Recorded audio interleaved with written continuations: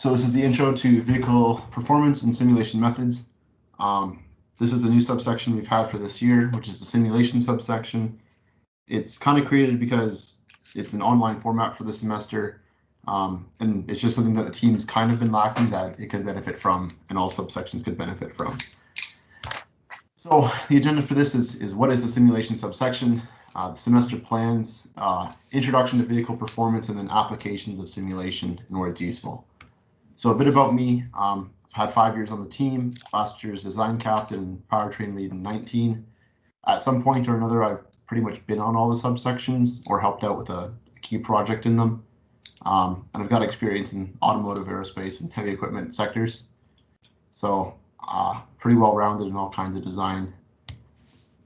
So the simulation subsection, oh, and you can feel free to just put in the chat. I'll try and monitor it if you have any questions, or if I'm going too fast with a theory or something, let me know and I can try and re-explain best I can.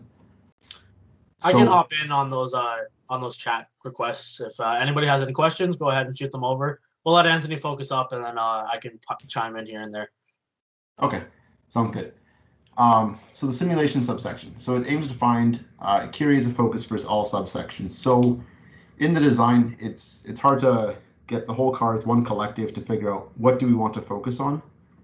So the simulation subsection can try and find areas such as, should we add an aero kit or not? Should we add, basically it answers the question of, should we add this part or not? Or should we move to a lighter car? Or where do we focus efforts to get the smallest lap time possible? It also allows subsections to try different ideas from a very large conceptual idea. So instead of how does this type of gas affect engine performance, it's should I go with a 4-cylinder or a single cylinder? Aero can say, should I add a diffuser to the car, or is that not important? Our subsection can try and simulate the benefits and negatives, and also see it might help one subsection to have a component on the car, but it might adversely affect other subsections. So we can try and see those effects and let all the subsections know what the results are of adding or removing a certain part. And then we also try to aim to add driver performance to the design. So you can design a car, and in theory, it would work very well. But if it's a very unstable and not easy to drive car, then it's hard for the driver to drive.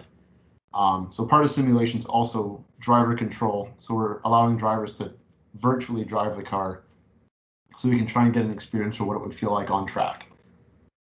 It's a lot cheaper and easier to simulate and drive a car on a computer than it is to physically build a car and go, I wish I had changed that part. So that's why simulations are pretty easy to do. So the semester plans, it would be a weekly meeting, and it's going to have 2 types of meetings. So the first type is going to be a theory meeting. So we'll talk about a new theory concept, and we'll be building a vehicle model. So Chassis Sim is a complete car simulation software. And in this, you can edit basically any property of the car. So in the theory meeting, we would learn a new theory, such as how does a differential affect the car? How do tire compounds affect the car? How does aero affect the car? So you learn the theory behind it and how we can apply it to a vehicle model. And then we would drive the car for the week. You don't have to drive the car, but if you have the ability to, you can. And then the next meeting would be the next week. We'd have the driver's meeting. So we'd go over everyone's recorded data and try and spot how can the drivers improve their driving style, and where can we improve the car. So let's say we put out a vehicle model, everyone drives it and comes back and says, it's really hard to do slow speed turns. I felt I lost control. We can try and look at why is this there? Is there something we can improve to the car to reduce this?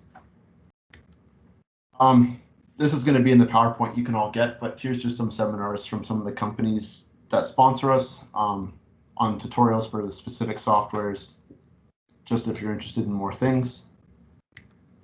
And so lap time, it's a kind of the fundamental tool for the whole simulation subsection, because in the SAE competition, in the dynamic events, you get points based on how well your lap time is versus someone else.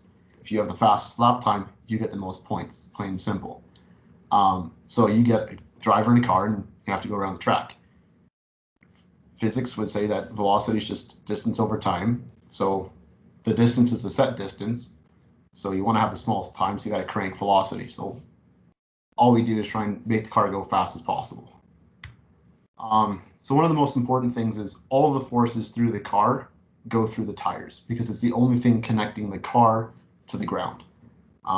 Any force in the engine or from the aero or from suspension or anything the driver does has to eventually transfer down and go through the four tires. So it's very critical to understand how these tires work and how we can get the most performance out of them. So different tires will have different compounds and different properties, and the different properties have different amounts of forces available to them. They try and act like a Newtonian material. Sometimes they don't. So it kind of abides by that the force of friction is mu Fn, but it kind of doesn't. So that's where it gets kind of tricky, and understanding how the tires work is quite important. So one of the things that we probably do in the next seminar is focus just on tires and how to understand to optimize them for the track. So in a complete car, you've got all the forces throughout the car. Oh, whoops. And so you can see how there's the tires, and each tire is going to have three main forces to it, which is your normal force, which is how much force is pushing down onto the tire into the ground. There's your Fy, which is your lateral, which is how much force is in the side of the tire. And then there's Fx, which is your driving or braking. So if you're driving the car forward, you're applying an Fx in one direction, and if the car is braking, it's the opposite. And so each of the four tires has these three sets. And then there's the overall car ones, which are your moment in X, which is your roll. So when you take a turn, your car rolls over. My is pitch. So when you brake in the front of the car, like the nose starts to pitch down, or when you see a dragster, it accelerates and the nose pitches up. And then yaw is going to just be it's called the ballerina effect, yaw. So the further mass is out from the center, it's harder to turn versus easier to the center. It's the resistance to turning around the vertical axis. And so combining all these forces together gets you a velocity. From the velocity, you can convert down to how fast is your car going around the track. So we need to break down where are these forces coming from, who generates them, and how are they reacted against the ground. So these are the four main subsections that deal with forces. Ergonomics is more so driver comfort and how they can interact with these subsections. Electrical is measuring these subsections and powering the whole car. Probably forgetting some, and they're going to roast me later for this one, but these are the subsections that are going to actually have forces going to the car. So starting with brakes, it's going to have Fx, which is the brakes on the tires. They're not going to have sideways because you can't brake sideways, and they don't add more load down on the tire. So then we've got, Michael just said frame. Frame has to be able to take all the forces, but the frame doesn't generate forces itself. But back to brakes. So brakes is going to influence your pitch and your yaw. So as you brake, in most cars and even in sedans, when you brake, the car wants to dive forward on you. So the amount of dive is going to be from your brakes. Brakes can also affect your yaw. So if you're braking, it's hard to turn because you've now got resistance to that turn. So then powertrain. Powertrain is Fx from longitudinal. So that's going to be your engine. So your engine wants to drive the tires forward. It's going to have the same pitch and yaw. So as you step on the gas, the car tilts back. And then as you step on the gas, it makes it harder for the car to turn because it wants to go straight, but you want to go left. Aerodynamics is very tricky because it influences all of them. Having, is commonly known downforce, which is the opposite of upforce. So it's how the plane works, like a regular aircraft. When air goes over the wing, force goes up, so the plane goes up. If you hit the wing and flip it upside down, forces it into the ground. So that's why you get more grip because your tires pushed into the ground more. So you get FZ, FY, so you just got giant wings, so you're going to generate more load from the car. Longitudinal is the same, you just got more wings, so you're going to create drag. It's also going to influence the three moments around the car. Similarly with suspension, you're going to have the same, it affects everything. That's just how the suspension works. All the aspects of the car and how the tires controlled go through the suspension. And that's why, so each subsection, it's pretty easy to look at what you're affecting, but when you try and draw the complete car together, it gets very messy. So that's where a simulator that's beyond pen and paper can really come in to help and make it simple for you. So these are the four events in the FSAE series. So there's acceleration, which is basically just a drag strip. The forces we're focusing on are going to be Fx, Fz, and My. So you can kind of go back to the subsections that influence these, and those are the ones that drive the conversation about how we want to get the smallest lap time for an acceleration event. Acceleration is just a dragster. There's the force on the tires and the car just wants to go forward. That's pretty much it. There's no turning, so there's no other forces influencing it. Skid pad. So skid pad is basically just a driving in a circle. It's mainly influenced by Fy because it's the resistive force. So if you take a ball and you put it on a string and you swing it, the string experiences tension because the ball wants to go out, but the string's pulling it in. Same with the car. If you're on that circle, the car wants to go out, but the tires resist that and keep you on track. So the Fy of the tire helps you out. You want to know how much load you have down on it to get the most out of the tires. Roll because your car is rolling, and yaw because your car is trying to turn. And so that's the one on the right is just the standard skid pad diagram, and then the one on the left is just a explanation of where the force comes from. And then autocross and endurance are effectively the same. Usually autocross is a 50-second lap, whereas endurance is 20 of the autocross events, just because it's an endurance race. So that's just a track off of the website, but it's a lot more complicated than this is just one event. So it's not just a corner, and it's not just a drag strip. It's a left and a right and a straight and an uphill and a downhill. So it can get pretty complicated as to which force is playing, when's the force playing, and how do I get the smallest lap time by increasing all of these at the right points on the track. So something to help keep this all simple is a commonly known GG diagram. And so this is a way to easily picture where's the force and kind of where is my car.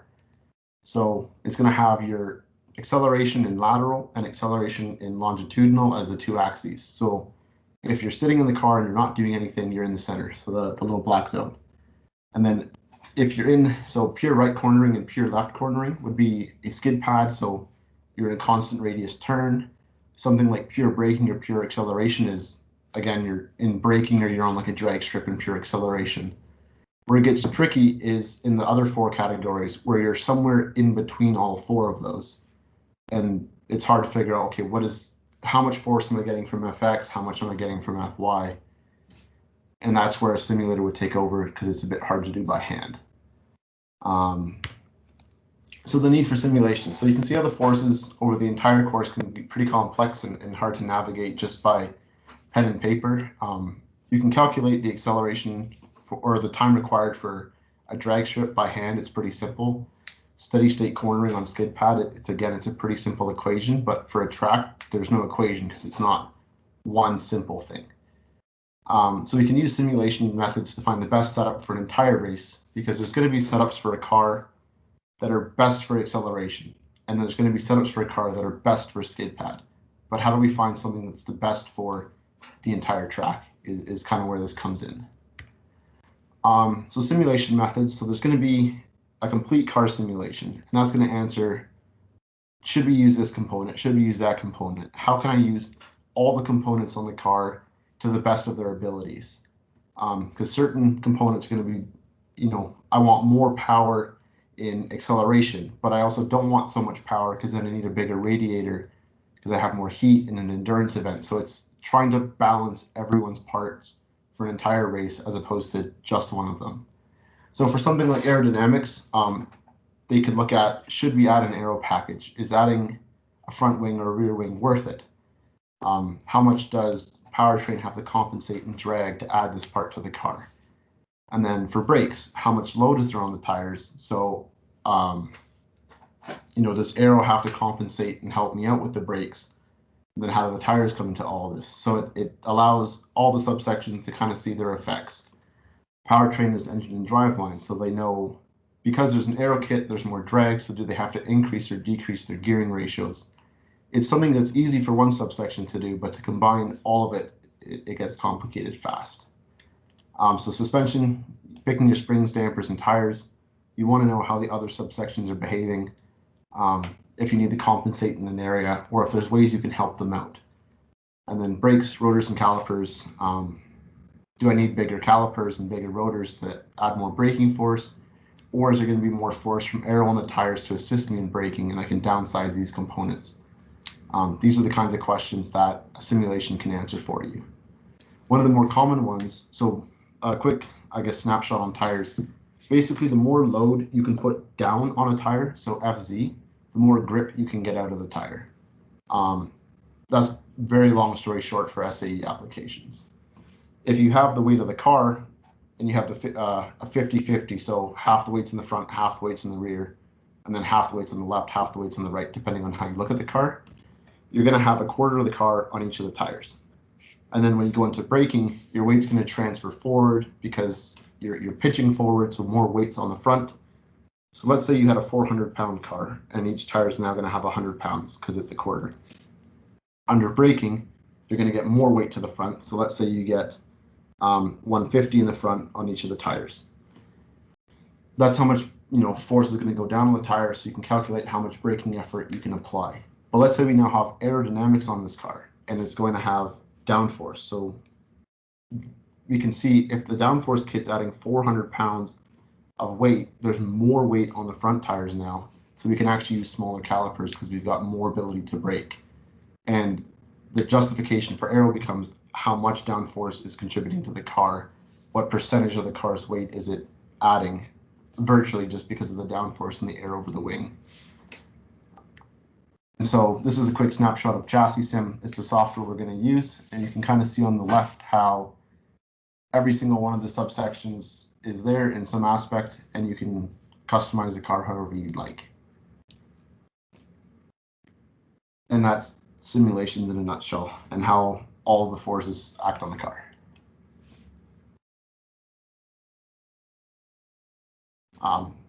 Does anyone have any questions?